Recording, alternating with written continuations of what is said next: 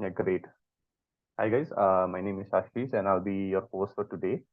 So we have a very special guest today. So we are back with another speaker session for this month, and we have a very extra special guest with us. So it's her second time speaking on this platform. So I'll be introducing her. She is an applied data scientist and research scholar with over 17 years of experience in software project management, product development, and digital transformation. Our doctoral research focuses on risk management for sustainable smart cities with AI, IoT, and blockchain.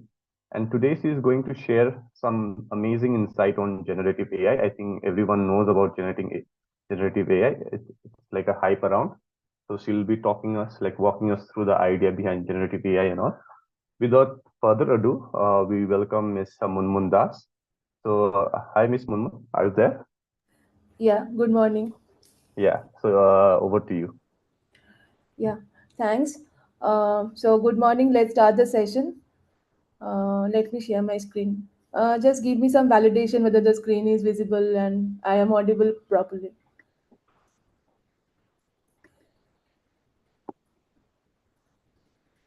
Is my screen visible? Yes, yes. Thank you. Okay, so let's start today's session, and it is going to be very interesting. The topic itself a buzz nowadays. So let me just put this on the slideshow. Okay, so we are covering a little bit overview of generative AI, and I will be also showcasing how to build a simple chatbot using LangChain.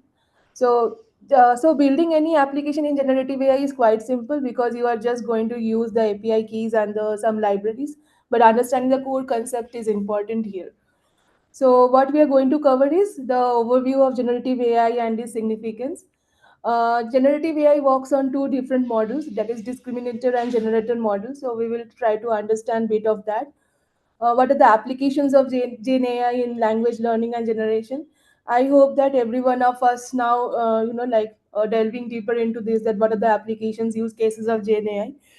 Introduction of LLM, again, it is kind of a subset of deep learning, so language learning models basically, and also building a simple chatbot. So these we will see in the demonstration as well as I will share the code Yeah. in my repository, GitHub repository. Uh, Ms. Munmun, I like to set a reminder for the students. Students, if you have any questions, please put the question in the Q&A section, and we'll be addressing at the last 15 minutes. Yeah, Yeah, you yeah. please continue. Okay. So I think everything is covered about me, but what is not covered is that I am very passionate about coding. I tend to learn new things every time, so I explore new things, and I kind of like to be in the technological forefront.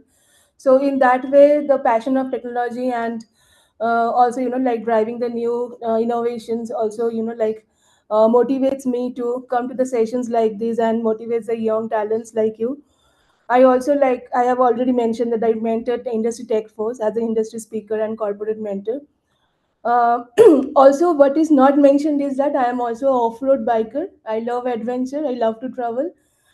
In 2016, I have done a 3,500 kilometers stretch, the entire stretch from Delhi to Ladakh and back to Delhi in my Royal Enfield. So that is kind of like adventure I have done in my bike. You can follow me in LinkedIn, and this is one of my published book last year. Also, I am writing another, but this that is not published. So this is a published book which I have written on quite like simplifying the concepts of robotics process automation and how you can apply with simple tools and techniques like VBA macro. So I will be sharing my LinkedIn profile link so that you can send me the invitations. So I am sending some links over here. So before starting the session, so just go through them. And also I am sending my GitHub link so that it will help you to see these repositories, the work I have done. Just 1 minute.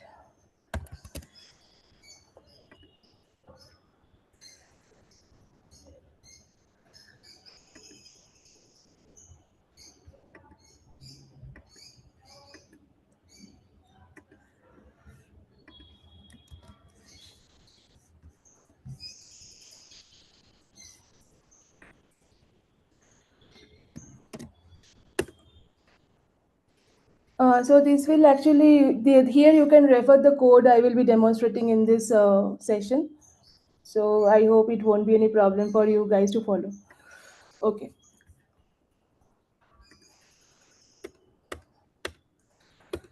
So let's start. So let's give like what is just let's just understand in simple words what is generative AI.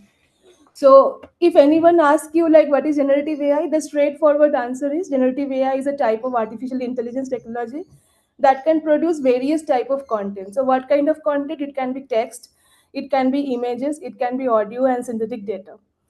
So let's understand when we talk about generative AI, let's understand it from the perspective of the classical AI and machine learning. What like we had before, like generative AI evolved. We still have AI, but kind of like now we are talking only about Gen AI. So now if you see this Venn diagram, so artificial intelligence is a major kind of a, you can say the class, basically the super class or the superset basically. So artificial intelligence has machine learning and deep learning within it. So machine learning is actually a subset of artificial intelligence, and it is kind of like used like supervised and unsupervised learning. So what is supervised and unsupervised learning? Supervised learning is that when you are uh, giving the training data set which is labeled, kind of a labeled data set. Suppose you are training your model with some images of cats and dogs. So you are labeling your data with the images that okay, this image is cat, this image is cat, this image is cat, but this is a dog, this is a dog. So you are giving a labeled data set to your model. So from there, the model can easily understand from the characteristic that okay, this is cat or this is dog. Or say about just the numbers, like you are just giving the image representation of the numbers 1 2 3 4, and you are telling your model that this is number 1, number 2, number 3. So likewise you are telling the model that okay, that this is a labeled data, learn from it that how it looks like. What is unsupervised learning? Unsupervised learning is not the when the data is not labeled. So you are just giving kind of a like unstructured data to the model. Okay. Now these two concepts are basically we have seen in the machine learning. Now deep learning goes much further, like deeper into that, where it uses neural network to process more complex data.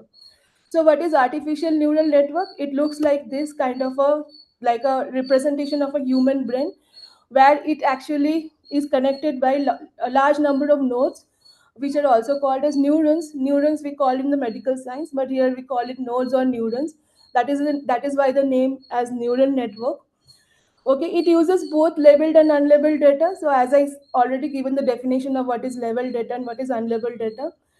So kind of we can say that both a combination of supervised and unsupervised learning.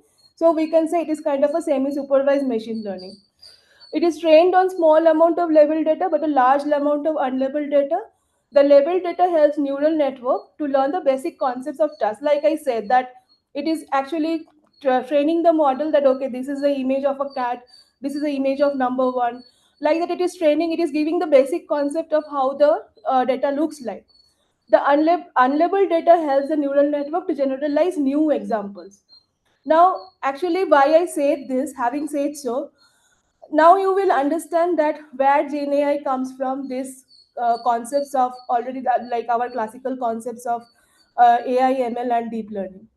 Okay, so just remember these 2 points. So wherein our labeled data is kind of helping us to understand the basic concept, where the unlabeled data is kind of helping or facilitating to generate the new examples. Okay, so here GenAI comes into picture, which is again a subset of deep learning. So I am just using this previous image, which I have shown before, only with the addition of GenAI here. So it is a subset of deep learning. Now, how it evolved? It uses neural network definitely. It can use process both labeled and unlabeled data. So I already talked about that neural network is processing both labeled and unlabeled data. So it is using supervised, unsupervised, and semi-supervised methods. So herein we can see that how GenAI evolved as a like subset of the deep learning. Okay, now what is the difference between the input and output? So in our classical model, if you give data and labels, so if you have given a label data, so the model can actually predict. It can classify that where this data falls into. So your output will be a label. Why? Because if you are giving, say, if you have trained the model with the image data, and you told that okay, these are the label data. This is cat, this is dog, this is donkey, and so you have just labeled all the animals. Now the model has been trained and it is giving you. Now if you just give another input as an image, so you give an input of a panda and you say that what is this animal look like, then it can predict its label that okay, this is panda, because the label data on which it is trained on, it can easily predict that okay, it is panda. But what is GenAI doing? GenAI, actually you are giving the all the unstructured content as an input. It learns patterns in the unstructured content and it is giving a new content as an output. So herein it is not giving anything new. It is just undefined. It is classifying, clustering. Here it is kind of generating the new content. That is why the name generative AI comes from. Okay, so if you are training the model with large number of labeled data and unlabeled data, then basically if you give a text from that, give me a image of a cat, it will, from the whatever data it is trained from, it will actually generate a new image of cat and give you. And every time you run that prompt, it will generate, like every time it will generate the new images. So this is the basic difference between generative AI model and the classical AI model. Now if you understand from this concept also, so if this is your model, so this is your output, and which is a function of x is your input. Now if you understand from this concept also, now in classical machine learning system, what is not gen AI, like if your output is any number, discrete class probability, it is not gi, because it is predicting something. Suppose you are predicting the sales of a year from your historical data, so already you trained the model, so it is giving you a number, like what can be the sales of the year. So it is not a generative AI. It is not the application of generative AI. But what can be the application of generative AI? Suppose it fully, like gives you a new content that okay, these the sales of the year is these, and entirely new paragraph about the sales. So how the sales looks like and everything, a small description about the, like what are the factors can affect the sales. So a new paragraph is generated in a natural language, so that is generative AI. So generative AI is when it is generating a new thing, a new content. Basically it can be text, as I already mentioned, it can be image, it can be audio, it can be video. But what these things are not generative AI application, these are the classical AI applications.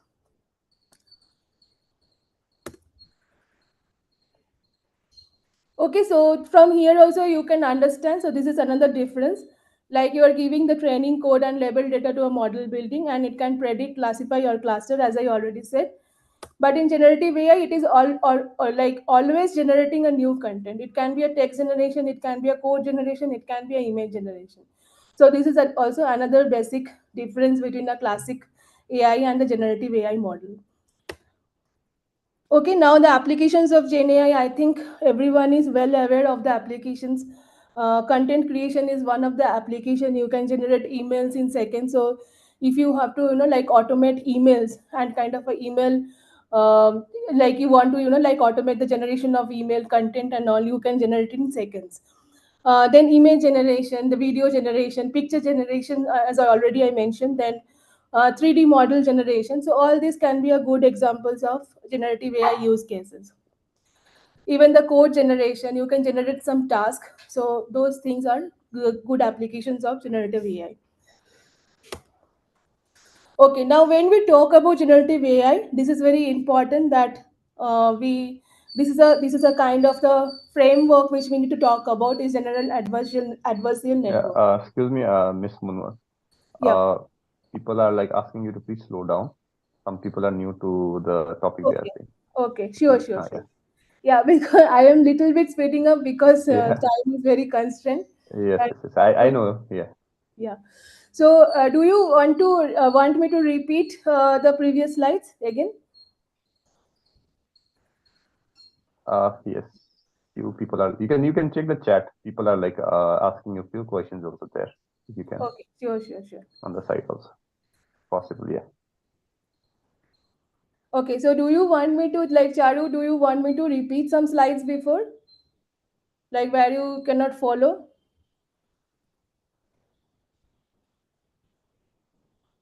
Just in the chat window, they are replying. You can check here.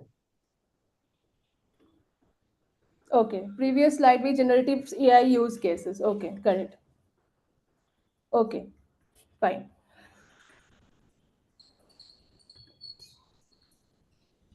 Okay, so I will go a little bit slow. I will just give some context. So I think this part you all understand that wherein like where I explained about our traditional artificial intelligence, machine learning, and deep learning and how they are related.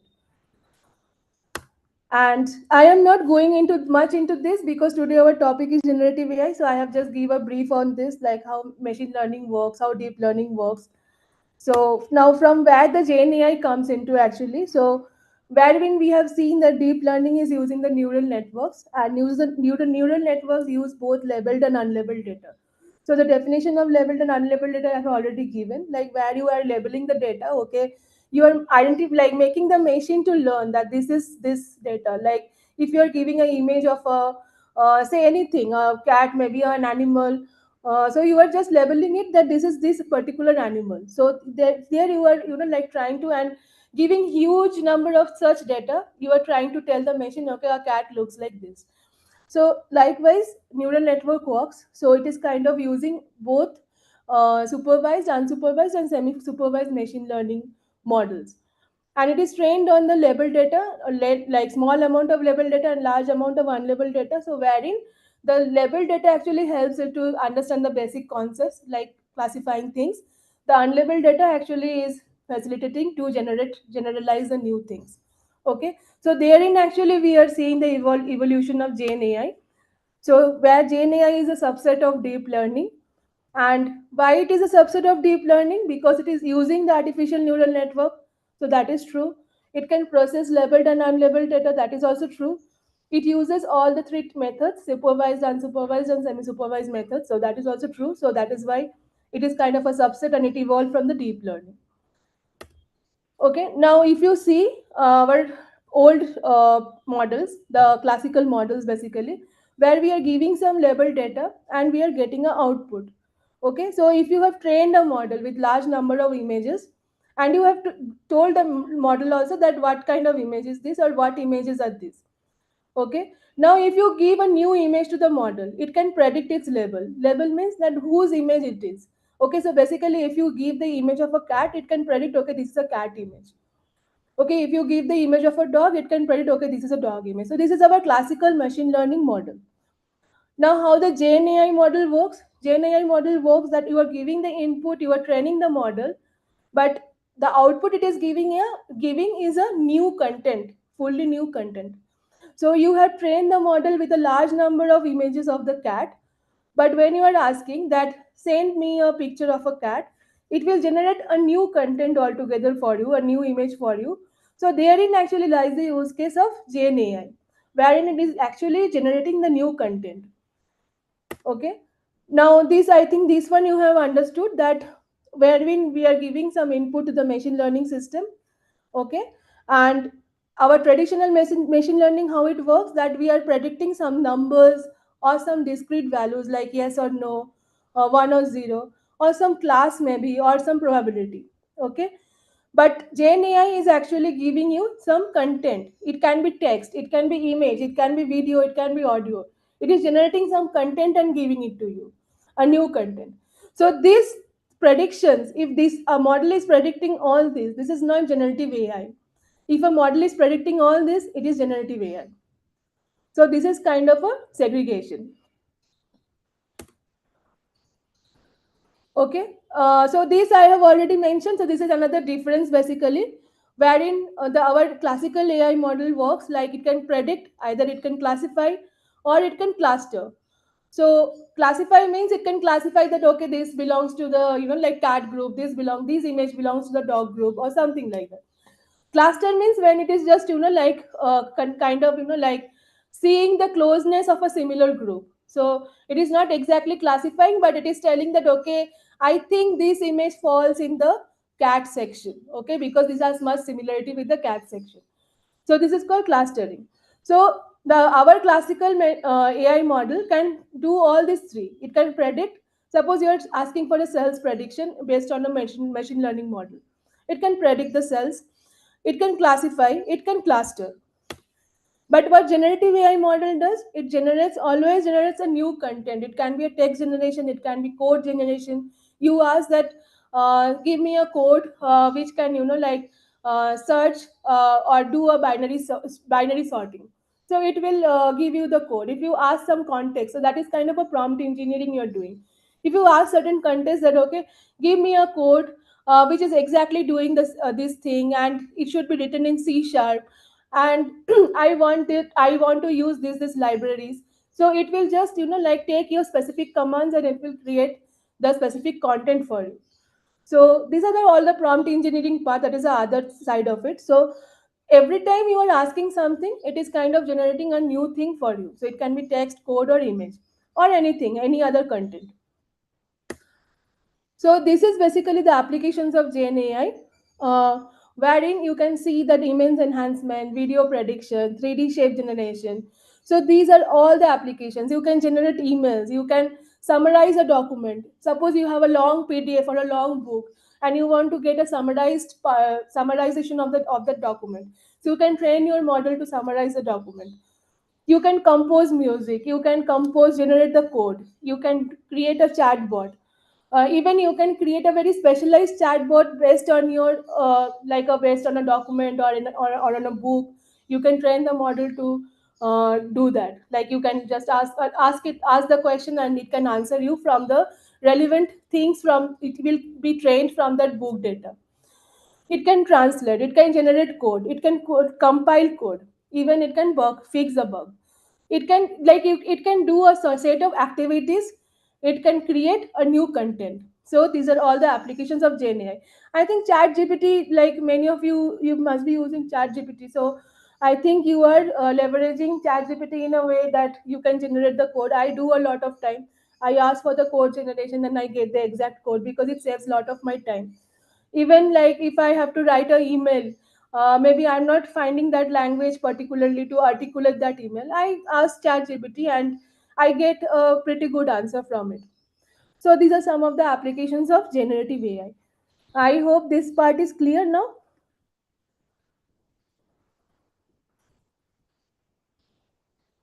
Yes, it's a new generation.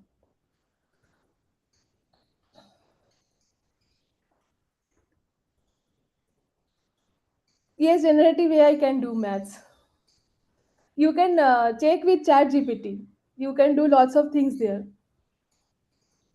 How to access Gen AI applications? Gen AI applications, the prime applications we are using is ChatGPT. You can yourself create other applications also. How this works in the backend. So you won't get the entire code to be run in the backend.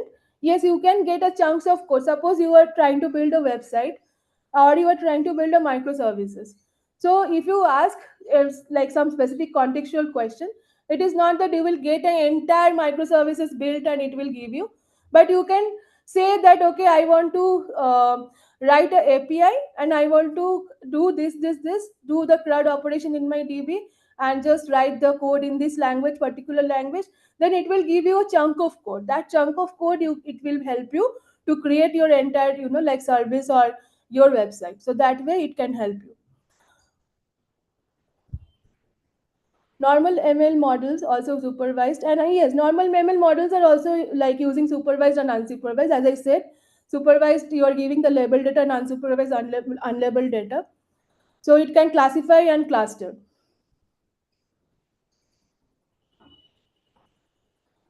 We will go cover chatbot. So chatbot is something where you're asking question and is giving you relevant answer.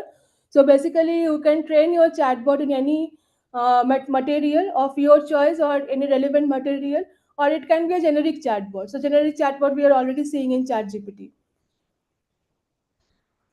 How does AI learn it to make more intelligent? Okay, so this is a training process basically, wherein you have to use the fine tuning things. You have to tune the parameters. Yes, chatbot is based upon trained answer. It is not actually the trained answer. Basically, you are training the chatbot with a document or some materials. So it will basically search in that document, and it will create a new content for you. Uh, it's like from that document. So if you ask that, even it can summarize. So if you say that summarize the entire book for me, so summarization is not something, it is taking from that book itself, but it is creating that content for you and giving it to you. GenAI is not supervised learning, it is using all three: supervised, unsupervised, and semi supervised learning.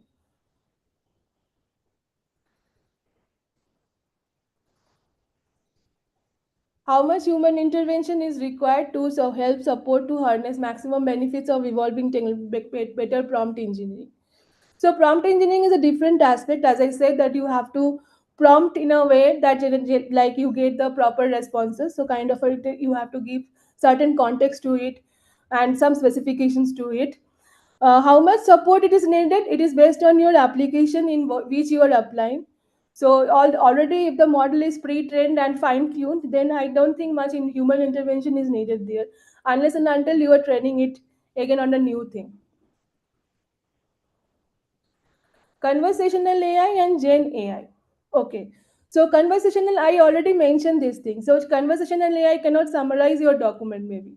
It can, like be trained on a, like pre-existing question and answer, and it can answer on your questions. Gen AI actually where it can, like get the context of the things and it can answer you accordingly. So there I think it is the difference. Okay. Any other questions? Otherwise I will move on.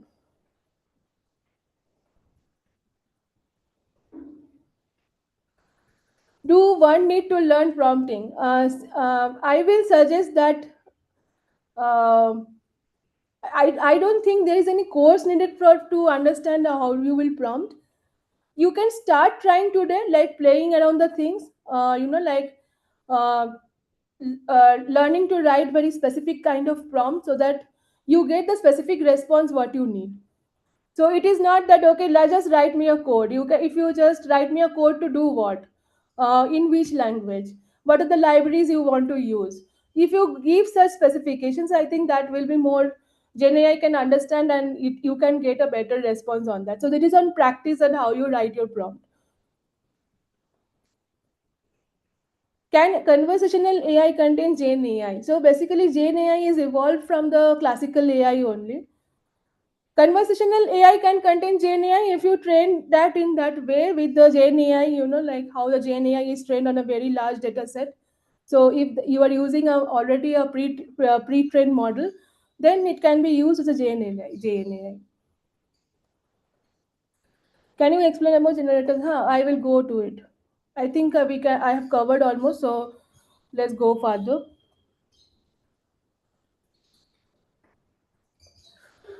Okay, so up to this, I think it is very clear, straightforward. So let's go like delve deeper into it. Sorry, guys. Okay, so now we are little bit, like going little bit deeper now. Now we are talking about GAN, Generative Adversarial Network, and what it is actually, it is a class of machine learning models designed to generative tasks, particularly in the field of deep learning and artificial intelligence. So basically, it is talking about a class of the generative AI, and it is consist of two very unique networks. One is termed as generator and one is termed as discriminator.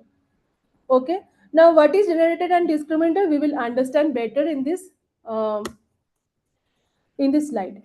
Okay, so generator basically takes random noise as input. It can take a noise, basically a noise signal as input, and understand that it is taking a white noise basically and attempts to generate data, images, text or sound from that noise. Now it is start creating random data through training. It refines its output to resemble real data as closely as possible. Okay, so generative AI actually is taking out any random noise and it is trying to create the images, text or sound, and it is trying to create the images as close as a real image. So if it is trying to create a cat image, it is trying to create it as close as the real image of a cat. What is discriminator doing? Now discriminator on the other hand, it is actually distinguishing that what is a real image and what is a fake image produced by the generator. Okay, so as you are training the model and as you like reduce that loss, Discriminator cannot actually discriminate anything between the real and the fake. So till that point, actually the model needs to be trained, and you have to repeat the process in an iterative way. So basically it is telling that okay, this is not the cat image, it is not so much real. Then it will pass that feedback to generator. Again generator produces an image which goes to discriminator. Discriminator checks the image with a real image. Okay, it says that still there is some discrimination, and it is giving back the loss back to the generator again. So this is how the process is repeating. Okay, so from here you will understand from this diagram. So we have two networks, basically the generator and the discriminator. Now let's understand the generator first. Okay, so forget about this part, discriminator. What generator is doing, it is taking a random noise, it is using a output, creating an output or generating an output. Let's not term this as y because our original output is y, and let's term as fake x. So it is kind of generating a output which is very similar to y. Now what is a generator work? Generator work is to reduce the difference between this y and fake x, right? So it will try to generate this fake x as much as close to this y. Okay, so that is the work of the generator. Okay, now how to do that? Now you have to keep on updating the generator parameters to make it generate this output very much close to this output. So my fake x should be very much close to this y. Excuse me guys, I am just drinking some water. Okay, now what is your discriminator doing? Now discriminator is doing that generator, whatever generator is generating, okay, that fake output which is generating. Now it is actually checking for the real x, that how the real x look like and how the fake x look like. Now forget about this part, generator part. You just concentrate on this part, that what is the input going here. So you have a real thing and you have a fake thing which is being generated by the generator. Now what it is doing is it is checking that whether what is the how much is the difference between these two things, fake x and the real x. Okay, so to reduce the difference you have to keep on update the discriminator parameter. Okay, so that it can not to reduce the difference, basically to be more like what to say, like more accurately define the difference, you have to keep on updating this parameter. So that it can actually tell that okay, this is the difference between the, this is still not real, this is still not real, this is still not real. And we keep on updating the parameters of the both discriminator and generator unless and until my output is very much real to y. So this is how both these networks actually work, generator and discriminator. Now I have written a GAN code actually, in my repository you will find one, wherein there is a basic GAN code also, and there is a like a multimodal code also, wherein I am giving some text prompt and actually like some fine tuning the generator and discriminator and producing some images. So you can refer to that code. The code is very simple, but understanding this concept is very important. So I hope this part is clear. So kind of giving kind of overview on this, that how the generative and discriminator works in generative AI. Any questions on this?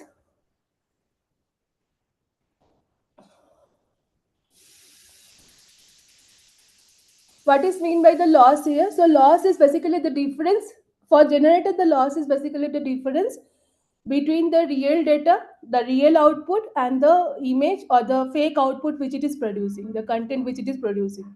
So that is a loss. That is a difference basically. We term it as loss. For discriminator, the loss is how much difference both of them are, the real one and the fake one. So that is a loss for the discriminator. Both are almost same. No, both are not almost same. If you see, the discriminator is trying to break generator. It is telling that no, it is not same, it is not same, it is not same. And generator is keep on that feedback only. It is keep on like producing the image which is as much as close to the real image. So generator's work is basically generating as much as close to the real image. Discriminated works is still that no, it is still not same. It is still not same, and it is continuously giving the feedback to the generator.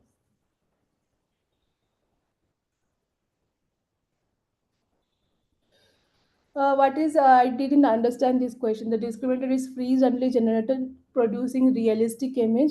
So these two goes hand in hand, basically a parallel process. Wherein generator is working on discriminator output. Okay, so work independently. No, as I said, it is going hand in hand. Kind of the both the neural networks are working.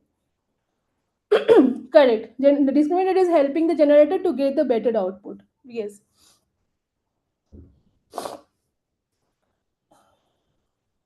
It is not the unwanted data. I am telling that based on the model which is trained on the data, if you are giving a noise, it is trying to create as much similar data as to the real thing, the real data. It is trained on the real data. It is not unwanted. It is kind of a, you can say it is an unwanted kind of a noise signal, basically the white signal, basically, a blank signal.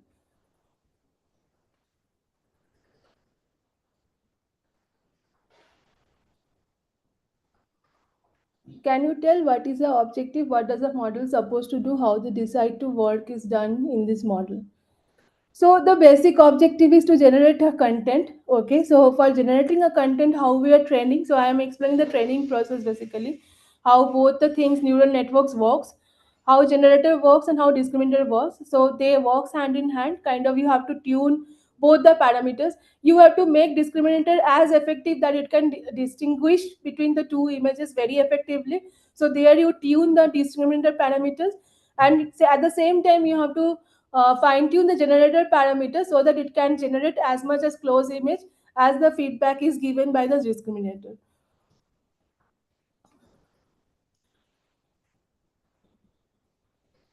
So once the training phase is done, I think that your model is now trained. So you can just use that pre-trained model unless and until you are giving the any new data.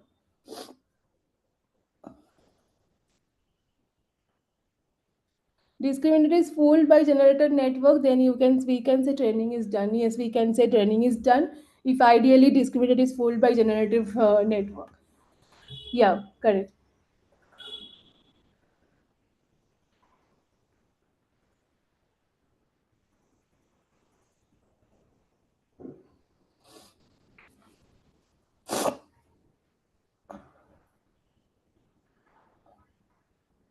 Okay, translation feature of generative AI. Maybe we can actually, like little bit. I am more, like today we are giving the overview of this.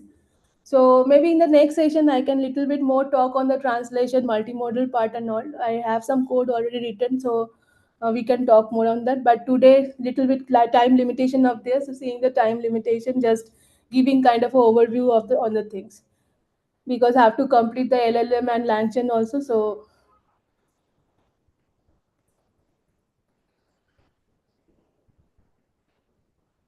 yeah.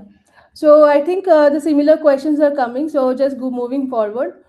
So I think this part is hopefully it is kind of clear now. More or less we have. I know that it cannot be like too much clear until and unless you work on it. But kind of the overview I'm trying to give here that how things are working here.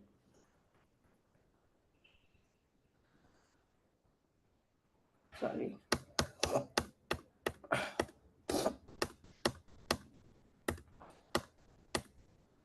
Okay, so now if you see little bit text on it, the generator aims to produce data as what I have said, as a repetition of it. That is so realistic that the discriminator can't tell apart from real data. Discriminator goal is to improve its ability to distinguish real data from the fake data. So both of these are working, like parallel. As a training process, the generator becomes better at generating realistic data, while discriminator becomes better at telling real data from the fake data. Ideally, this adversarial process results in the generator producing data that is nearly indistinguishable from the real data. So, whatever I have explained, only the text part of it. So, it is kind of defining the same thing. Okay, now we are talking about large language models. So, again, large language models, we can say the subset of deep learning. Basically, it is a general purpose language model that can be pre-trained and further fine-tuned for specific purposes. So the common large language models which we are seeing right now is BERT, then ChatGPT 4, 3.5. So these are all large language models which are already pre-trained. So these are pre-trained models. So they have been trained on a huge data set, large data set, very large data set, and kind of fine-tuned for specific purpose. So if you have a small data set, say for a particular domain like finance or entertainment, you have a content which you want to summarize. So for those things, you can again pre-train, like a little bit fine-tune it and kind of use it for your text classification, for your question answers, document summarization, and text generation. So kind of trying to solve the common problems. Okay, and also can be trained on specific data set. Already these are pre-trained models. So I am again, like emphasizing on this part, pre-trained, but you are just fine tuning on a very specific data set, which can related domains can be related to the domains like finance, entertainment, or any other domain, supply chain, any other domain. So like wherever in whichever field you are working, so you can again, do some like training on some specific data set for these large language models. Okay, so there are many large language models like which we are using now. BERT is there, Palm is there, GPT-4 is there. Now, why it is large? Because they are being trained on a very large data set. That is why the word is coming large. And there are number of parameters, large number of parameters. So it is a memories, different parameters which they are, getting tuned on. So those parameters are very large in number. So that is why the term large language models. Okay, now LangChain is again an open source framework that lets software developers working on artificial intelligence, machine learning subset, and combines this LLM with other external components to develop some applications. Okay, LLM powered applications. So basically, LangChain is a framework which is built. So this framework you can use as it is, which is built where you can leverage LLM to get, to build some applications on top of it. Okay, so it is just a framework which you can use as a library. So that is the goal of LangChain. I think this part is pretty much okay, and then I will see the code. Any questions so far?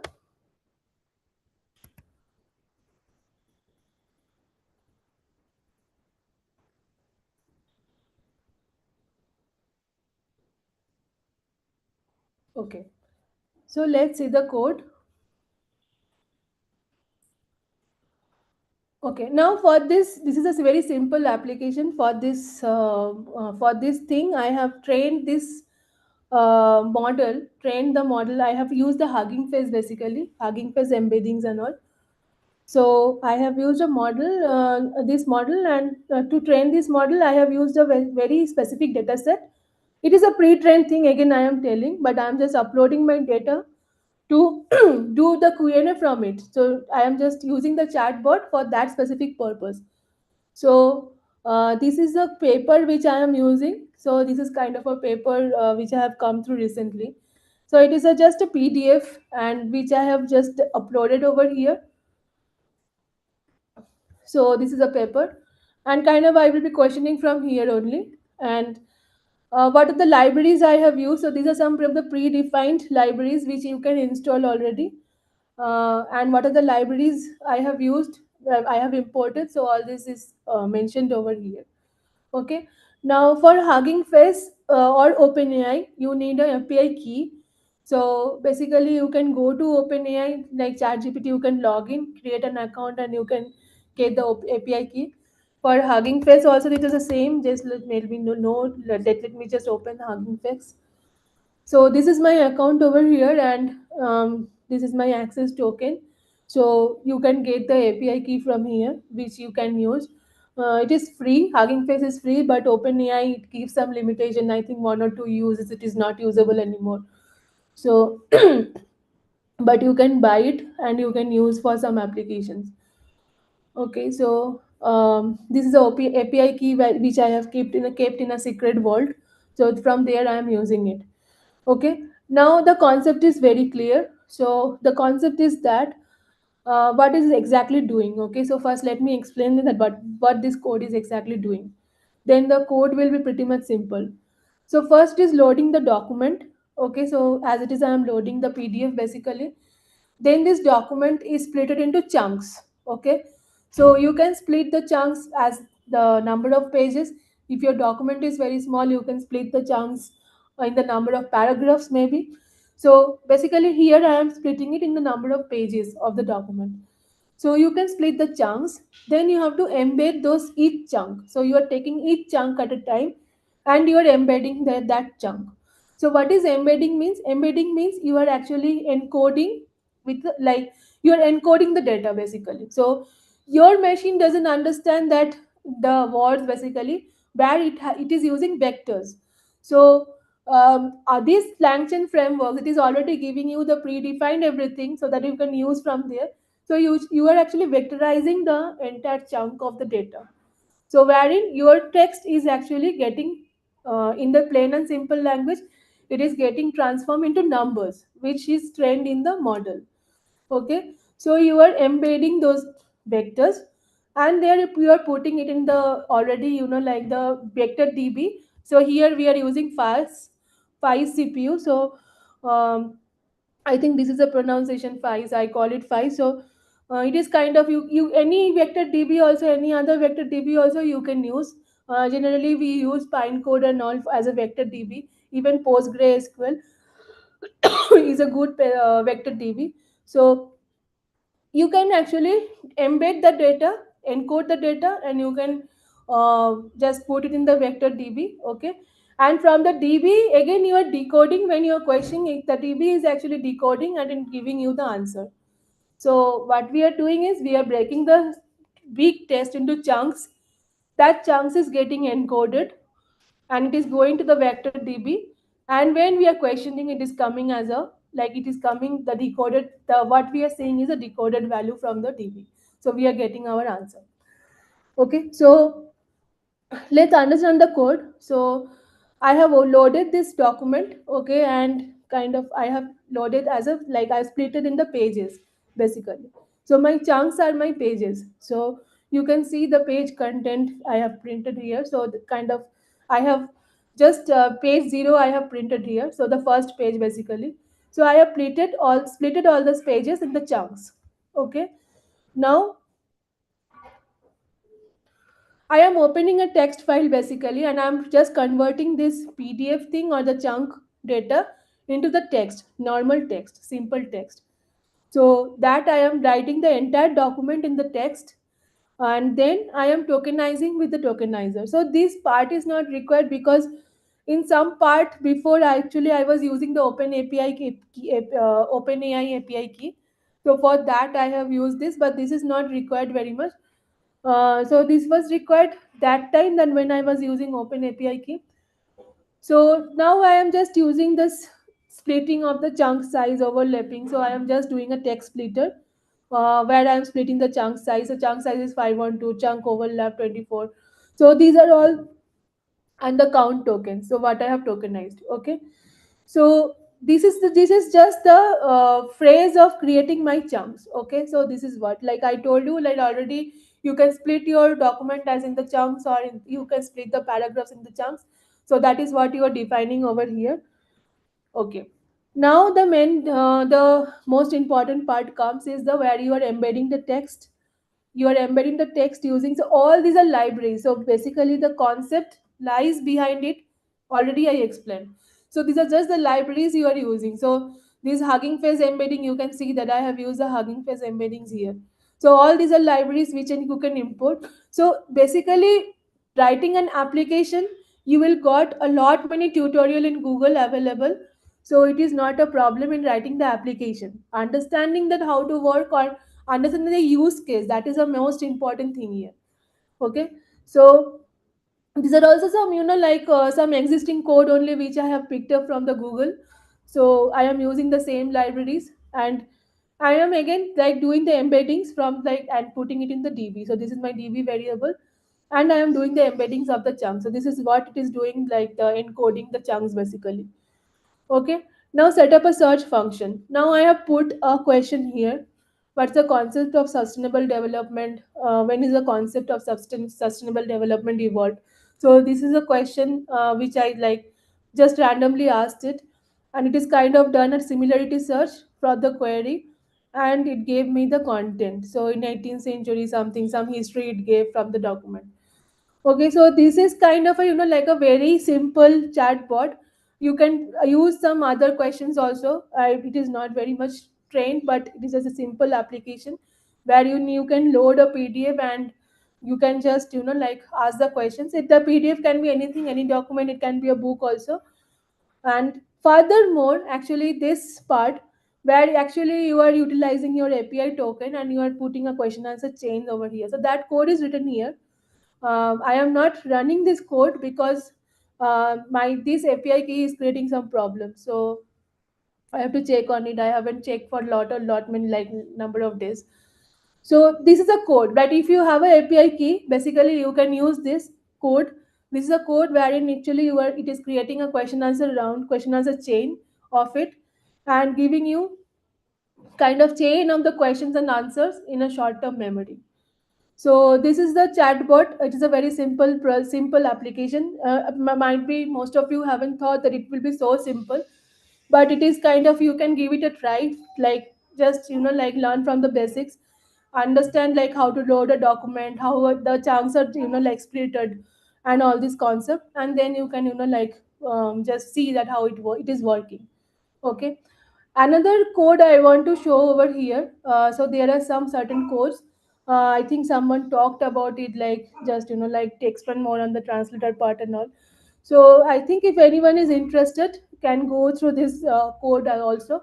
So there is a multimodal code where I have used clip with GAN kind of to generate images. So this code runs fine.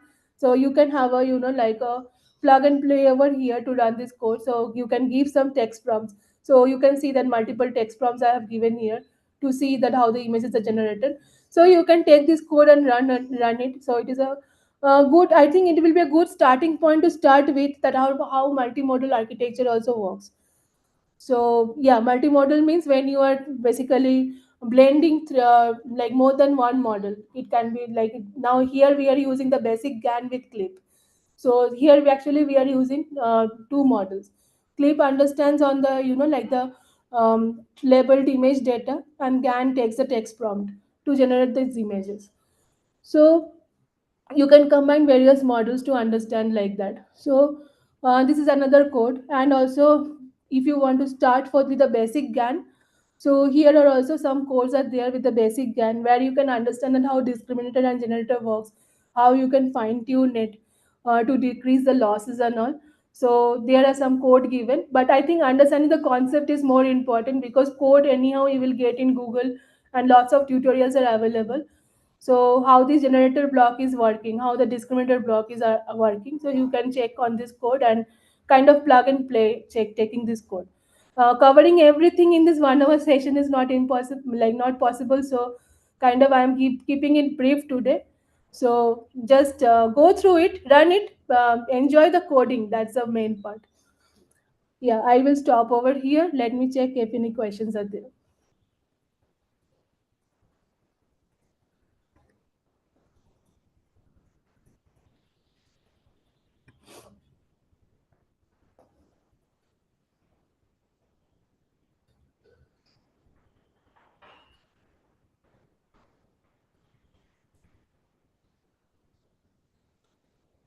You can actually like upload multiple PDFs. There are certain libraries which support multiple PDFs. Just DM me. I will share some links or materials with you on that. Okay, link of the code I will share. I have already shared. Just check this repository GAN and you will get, I think, all the code here. Sorry.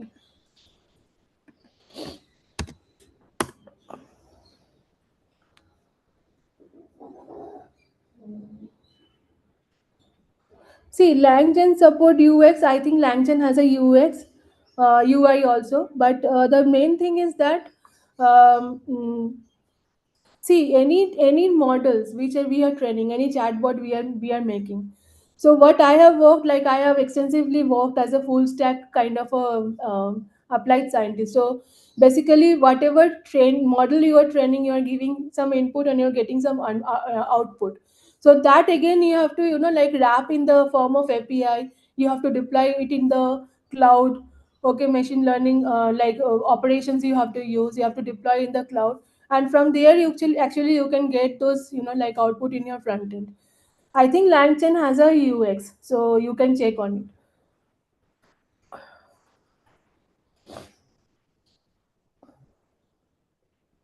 How to integrate OpenAI in LangChain? Okay, I have this code. I will DM you. Just DM me. Just remind me. I will send you the code. It is a very like you are using here Hugging Face embeddings. You have to use the OpenAI embeddings. I think. Just let me try.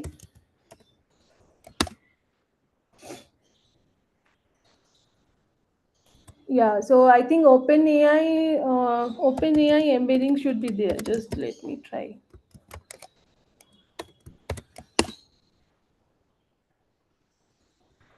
Yeah, OpenAI embedding. So just you have to just like just change the library and use the code. That's it. So these things are pretty like simple. You can just you have to change the different libraries, the LLMs basically, and you can use it.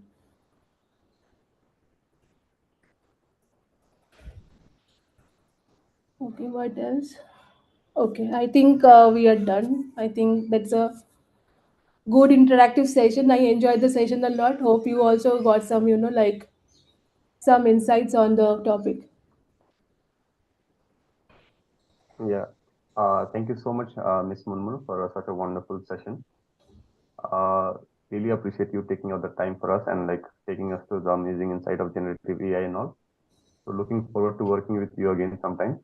So thank you for joining. And one more thing, guys, please fill this feedback form so that we could like host similar session in the coming future, right?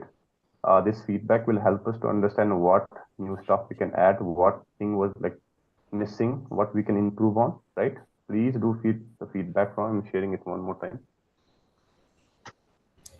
And also, I will share the PPT with you if you want to share with the Yes, participants. yes. Yeah. Please send it through the email. Harshita will be like your point of contact. So, guys, we'll be uploading this recording, the materials Miss Munmun is using. Everything will be uploading in the LMS, so you can refer to that. All right. So, please do fill the feedback form.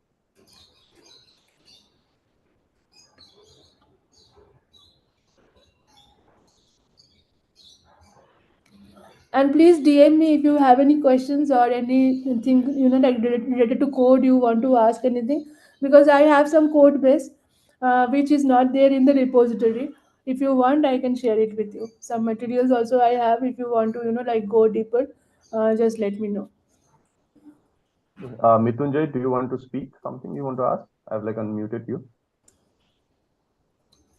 Mitunjay, you have raised your hand. Okay. Pauna, I'm allowed you to talk. Yeah, can you please send us the LinkedIn profile so that we can connect with you? Yeah, 1 second. Thank you.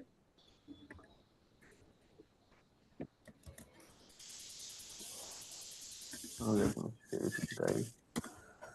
This is my LinkedIn profile. So I am also sending the link of my published book. If anyone is interested in robotics process automation, it is very explained very simple way. So these are all the links I have shared. And once again, I am sharing the repository link. Just do connect to me, connect with me if you have any questions, if you want any code materials or anything on this. I am also learning, so I am a learner like you. It is a very new thing, kind of also evolving very fast. So like we have to keep up the pace, the way it is evolving. So just let me know if I don't know anything. I will search for it, and if I can help you in any way, I will do that. Thank you. Thank you so much. Yeah. Thank you so much, guys, for like joining in, and we'll wrap up the session now. Okay. I'm re-sharing the feedback link again. please do feel the feedback. And thank you so much, guys. And we'll wrap up the session now. Thank you so much, Miss Munmun, for giving us the time. Thank Harshita will be contacting you. Okay, Yeah. thank you so much. Thank you.